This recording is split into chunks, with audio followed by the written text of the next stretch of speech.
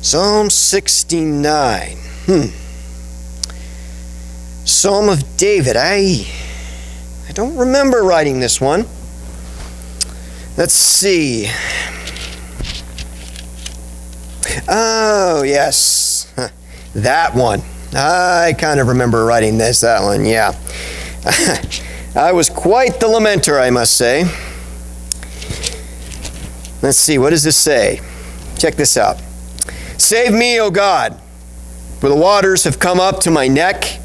I sink in deep mire where there is no foothold. I have come into deep waters, and the flood sweeps over me. I am weary with crying, my throat is parched, my eyes grow dim with waiting for my God. Phew. More in number than the hairs of my head are those who hate me without cause. Many are those who would destroy me. My enemies accuse me falsely. What I did not steal, must I now restore? O God, you know my folly. The wrongs I have done are not hidden from you. That's for sure. Do not let those who do not let those who hope in you be put to shame because of me, O Lord God of hosts. Do not let those who seek you be dishonored because of me, O God of Israel. It is for your sake that I have borne reproach, that shame has covered my face. I have become a stranger to my kindred and alien to my mother's children. It is zeal for your house that has consumed me. The insults of those who insult you have fallen on me. When I humbled my soul with fasting, they insulted me for doing so. When I made a sackcloth, my clothing became a byword to them. I am the subject of gossip for those who sit in the gate, and drunkards make songs about me. But as for me, my prayer is to you, O Lord. At an acceptable time, O God, in the abundance of your steadfast love, answer me. With your faithful help, rescue me from sinking in the mire. Let me be delivered from my enemies and from the deep waters. Do not let the floods sweep over me, or let the deep swallow me up, or the pit close its mouth over me. Answer me, O Lord, for your steadfast love is good. According to your abundant mercy, turn to me. Now I know what you're thinking. This is a depressing hymn. I meant psalm. We called them hymns in my day. But you have to understand, I was desperate. It felt like I was drowning, that life was beginning to cave in on me. Excuse the pun. I felt like I had the right to lament a little, like I could throw myself a little pity party, then that's okay, right? I mean, that's where I was.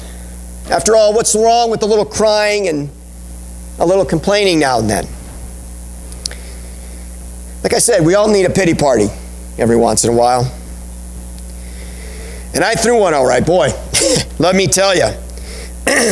And I threw one right here in this cave, a place that at the time I thought was a God-forsaken place. I mean, it was dark and it was dank. There were weird animals and weird smells in here. And it was cold. Gives me the chills just thinking about it. Kind of the perfect place for a pity party, though, I suspect. But we're not here to throw a pity party, are we? At least that's not why I came back to this place. I'm here to rejoice, I guess you could say. I mean, who would have thought that a lament in this dark, dank cave would be a reason to rejoice? Not me, at least not at that time. And I remember like it was yesterday. I'll share that story with you. I came into this cave as a broken man, kind of fleeing from the world, crying out to God to save me, to rescue me. Needless to say, things weren't going real well. Things were pretty tough. In fact, life was crashing down around me, and The fact is, I was up to my neck in trouble. And I couldn't find any kind of foothold to get out of it. I didn't see any kind of escape. And I thought, frankly, that I was going to drown, that I was going down with the ship, as they say. And to make matters worse, time was running out.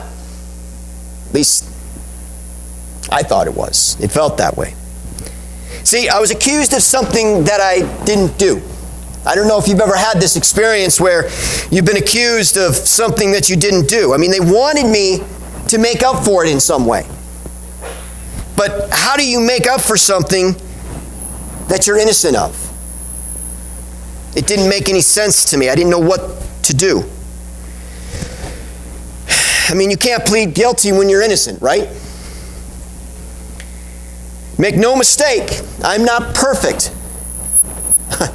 Not at all. I have my follies, I have my weaknesses.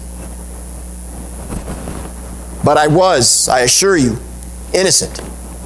But everyone was so convinced that I was the guy who was guilty that they went ahead and condemned me anyway. I mean, they hated me. They wanted to destroy me. And I had no idea why. Actually, you know what? That's not exactly true. You see, the people had fallen away from God. And God had sent many prophets to them to tell the people that God was willing to take them back if they turned back from their own wickedness. But they didn't. And as such, their homes, their temple, everything that they knew was destroyed. And now we're sitting here in Babylon in exile.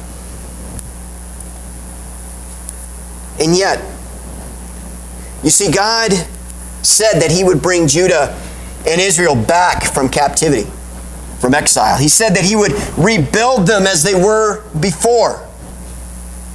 And in my book, anything that God says, you can take to the bank, if you know what I mean. I mean, because to me, that means that we have hope. It means, more than anything, we just need to wait and we need to be patient. Now, I don't know about you, but patience is not something that I do well. I can hope. I'm a great hoper. But waiting is not necessarily one of my fortes. And yet I think that was the reason, the real reason, that everyone was insulting me, sneering at me, and wanting to condemn me. I think that was my real crime. Because I had hope. I was willing to wait. You see, I am smitten with God. And I knew that God would make good on His promise. After all, God is merciful, right? I mean, God's love is steadfast, right? I don't know about you, but that tells me one thing. It tells me that God will take care of me. That's all the hope I needed.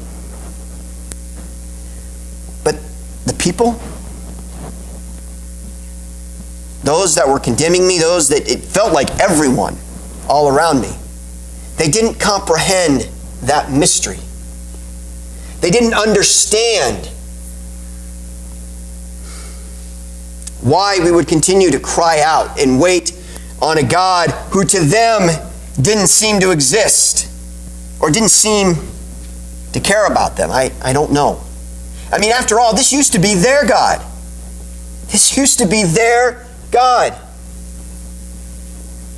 I guess to this day, I really don't know what their reasoning was. It's still a little perplexing to me. But I guess that's the way it is with people. You know, if you ever understand how people work, please make me the first one that you explain it to. I really, really want to know. Regardless, like the friends of Job, they were my accusers. And needless to say, it hurt. It hurt bad. I mean, despite that. My other concern, honestly, was that we didn't want any of our other own people to lose their hope or to stop searching for God. That's why we kept crying out. That's why we kept waiting, or at least one of the reasons.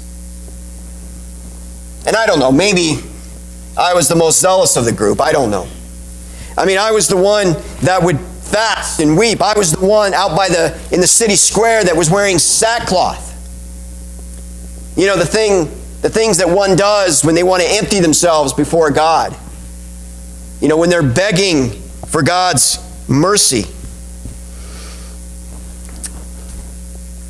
I don't know. I probably looked ridiculous doing those things. I can't even imagine what they were thinking, seeing me in the square acting like that. Actually, again, I'm lying. To tell the truth, I did, because I heard the mocking. And I heard the songs. I mean, can you believe it? They made up drinking songs about me. That doesn't seem right. At the time, it wasn't funny. I have to admit, I kind of laugh about it today. In fact, I think I found myself singing one of those recently. Anyway. But because, and this was probably the worst part, of the persecution that I experienced and the shame that it brought upon me and my family, that even my family had begun to distance themselves, to disown me. I mean, I don't care what everyone else was doing, what they were saying, how they were shaming me, how they were condemning me. I don't care that they didn't understand, why I was doing what I was doing. What really hurt was to see that my family, those who were supposed to love and support me the most, distanced themselves from me. Didn't seem to want anything to do with me. And yet, and I must be a glutton for punishment, I still waited. I mean, I continued to cry out for God. I mean, after all, that's what those who are smitten with God are supposed to do, right? So finally, right here in this cave, I made a cry. I made a final petition, if you will, to God. I said, rescue me from this mire. Deliver me from the deep waters. Answer me out of your love. And come near and deliver me. I mean, I was practically on my knees as I was shouting these things.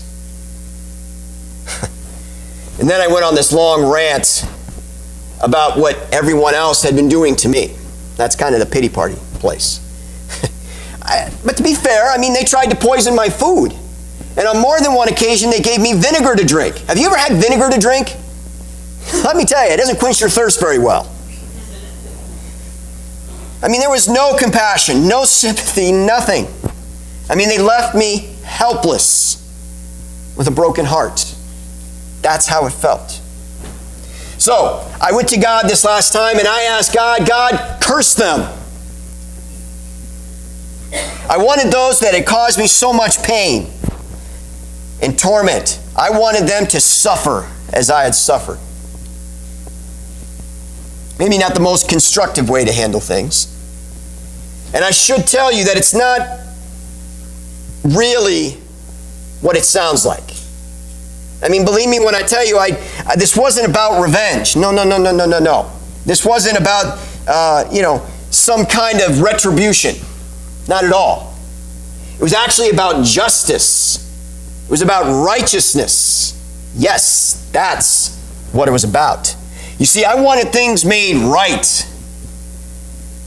In the good versus evil sense. That I wanted things made right. And I knew that only God could do it. See, that was my motivation for coming to this place on that day. It was because I knew that if anyone could make things right again, that it was God. I knew that there was nothing that I could possibly do that would have made things any better. But that is not the case with God. See, that was my real motivation that day. think it's important that you understand that. You know, I wasn't angry. There really wasn't any malice in my heart. I was in pain. I was suffering. And I just wanted it all to end. You know, that's why I cried out for God that day. I wanted God to come near, to be right here next to me, and to rescue me, and to protect me from all that pain and that suffering. As it seems with all things, as it turns out, I've been waiting on nothing. Done all that waiting and that crying, and turns out I didn't have to. You know, God had been there the whole time. The reality was I just forgot to trust Him. A man once said, to live is to praise God, and to praise God is to live. You know what? I think he was right. You see, there's always going to be those that want to persecute us. There's always going to be those things that hurt, that are painful. There's always going to be adversity in our lives as long as we try to stay faithful to God. As long as we continue to put our hope in and to seek God. And that means there's probably always going to be some suffering involved too. And I don't like to hear that any more than I like to say it. Or should I say, I don't like to say it any more than you probably like to hear it. But that doesn't mean it's not true. What I learned though,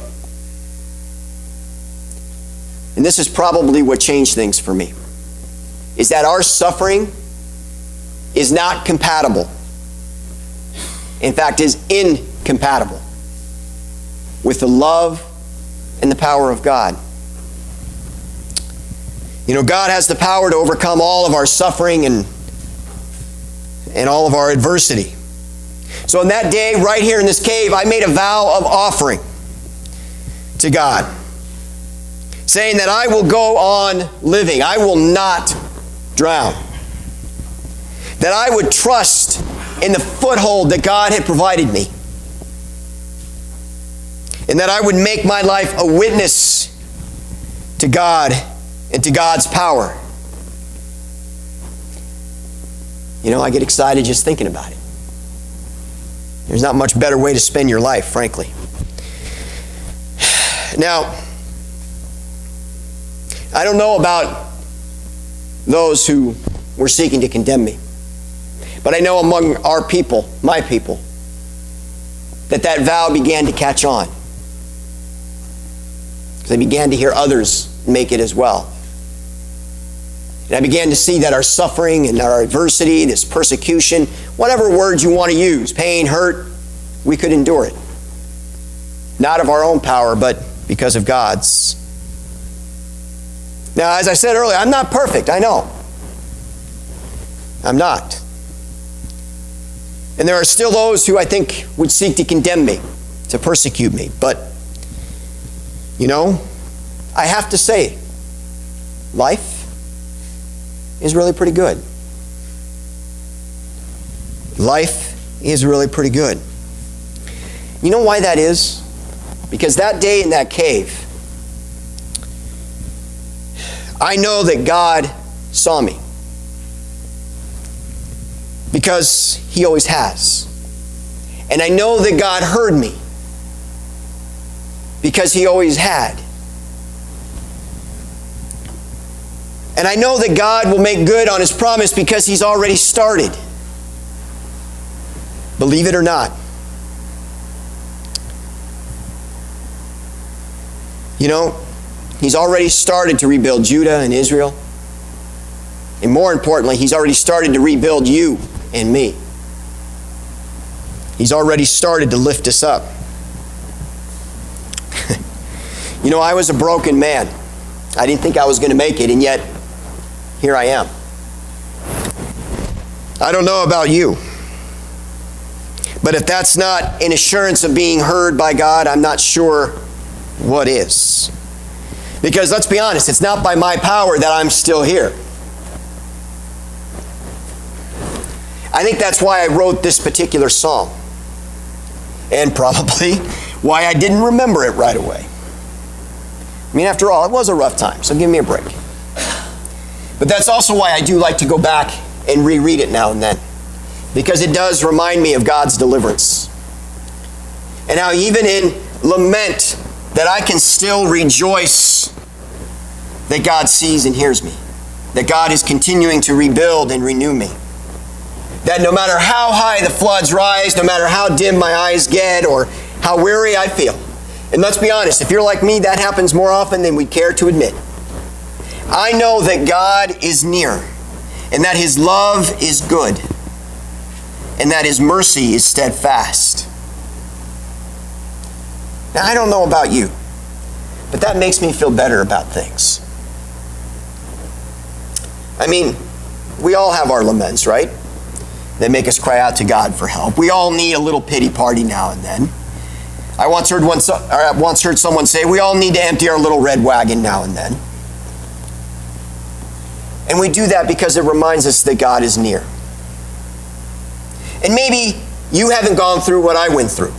Maybe it's something different, like sickness, or maybe it's a loss of some kind, or maybe it's weariness, or maybe it's loneliness or alienation. I don't know what it is for you. Whatever it is, though, let me be the first to tell you that it is okay to lament, that it is okay to cry out for God. In fact, let's give this a try. I would like to invite you to share your laments. I'm going to ask that you keep them short. And the way that this is going to work is a lament is actually made up of parts, and you may have caught on as I was going. There's the part where we address God, which is simply being here. There's the part where we make our complaint. There's the part where we explain our motivation. There's the petition we make to God. And finally, there's that vow that we make to God. So what I'm going to ask is, what petitions, what complaints do you bring to God this morning? Maybe these are concerns. Maybe these are different prayer requests that you have.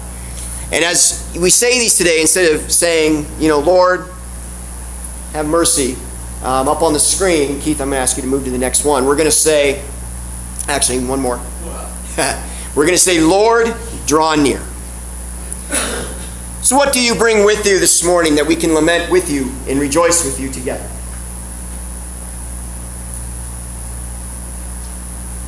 Yes, Marilyn. Which life family is going to have to test them tomorrow? Thank you. Lord, draw near. Yes, Keith. Our society's inability to see each other as equal. Thank you. Lord, draw near. That's one of my laments. Others. I was driving to Chicago today after home for the first time for a basketball tournament. So just safe travels. Lord, draw near. What kind of petitions do you bring with you? What kind of things do you ask of God this morning? I ask God to be with those that are suffering from mental health illness, and for everyone else to be patient and kind and understanding. Lord, draw near. For those that are the officers and all the officers that are being killed, for their family, for God to help them as those the people around us to understand that a lot of times we're not doing what we should. Thank you. Lord, draw near. I ask God to grant everyone alertness along with their kindness to other people. Excellent. Lord, draw near. What rejoices, praises do you bring with you this morning? Yes. My sister Bonnie made it here safely from Arizona. All right. Thank everyone for their prayers. Welcome, Bonnie. Lord, draw near. Rejoicing on my shoulder is feeling very nice. Fantastic. Lord, draw near. For the Holtz family, who was involved in a car accident, lost their vehicle, just received a donation from a cat company in Woodstock, another car that donated to them. Wow, that's So great. excited. Lord, draw near. We were fortunate to have most of my husband's family in to visit last week from different parts of the United States. All right. Thank you. Lord, draw near. Let's pray. Compassionate, merciful, and loving God, we thank you for hearing our laments, our petitions, and our praises. God, we thank you for hearing us because you always have. We thank you for seeing us because you always have. God, we thank you for being near to us because you always have. God, we pray that we can put our trust and our faith and our hope in you. That even in times of struggle and of suffering, that we know that you are near. That we know life is still good because you will take care of us. And we pray, God, that because of that our lives can be a witness to you. That we can give you all of the praise and the thanksgiving. That others through us can experience you. God, we know that our world is in a tough spot, that there's a lot of things happening that we don't understand. We know that that's the case with so many of our lives at times as well. And we pray, God, that we continue to lean on you, to rely on you, and to be near to you. That we can see that life, even at its darkest moment, is still good. That there is still a pinpoint of light. God, we thank you. And we offer this prayer to you in the name of your Son, Jesus Christ, who is our giver of hope. And we close in the words that he taught us to say, saying, Our Father, who art in heaven, hallowed be thy name. Thy kingdom come, thy will be done, on earth as it is in heaven. Give us this day our daily bread. Forgive us our debts, as we forgive our debtors. And lead us not into temptation, but deliver us from evil. For thine is the kingdom, and the power, and the glory forever. Amen.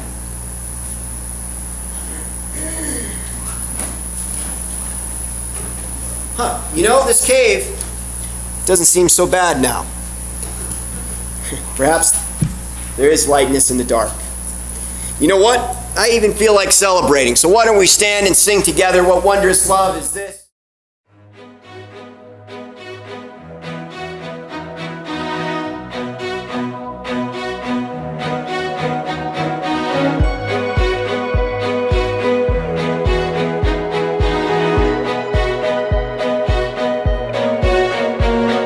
Water you turned into wine, open the eyes of the blind.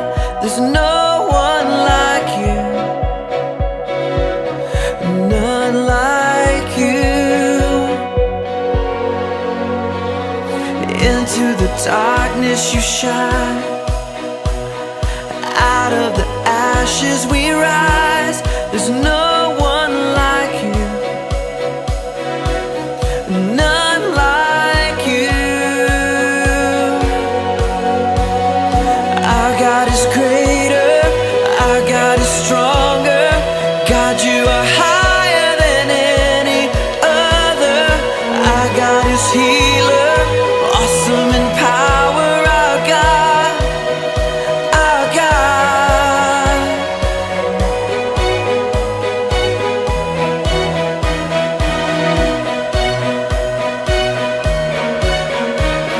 Into the darkness you shine, out of the ashes we rise. There's no one like